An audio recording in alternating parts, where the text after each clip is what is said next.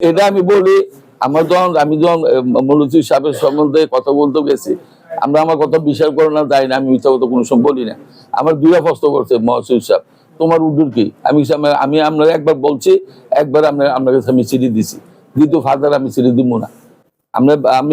উনি আমার যখন বৈশাখ করে দিছে, এই সময় উনি জানতো না, উনি যেটা বলছে উনি জানতো না। আমার টাকা দিছে, তুমি তাড়াতাড়ি লেখো। আমি নয়া পল্টনে লেখা বইয়া ওনার কাছে একটা দিছি,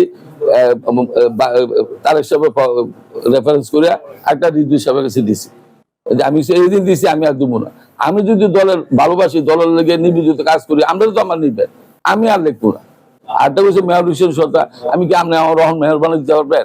আমরা দল তো ক্ষমতা নাই। আপনারা যে সময় আল্লাহ দিলে ক্ষমতা এই সময় এটা বিবেচনা করি, ওরাই দুইটা কথা করে আমি আই করছি। আসলে আমি তো আপনার কাছে বলছি, আবার বলি শুরু করে, আসলে আমি তো দাঁড়াচ্ছনের পক্ষে। আমাদের নেতা ভারপ্রাপ্ত নেতা তারেক সাহেব তো যাকে দিচ্ছে, আপনারাও ছিলেন মনোজ চৌধুরী সাহেবরে, ওনারকে আমি কাজ করে যাইতেছিলাম। কিছু আমি দেখছি ওনার বিপক্ষে যে এসি সাহেব বারবারই বলতেছে আজকে নমিশন নিয়ে আইতেছে, মানুষের বিভ্রান্তি করতেছে। এই কারণে আমি একটু আবেগ করে আমি এটা মনোবল কিনছি, কিন্তু এটা আমার কিনা ঠিক হয়েছে না।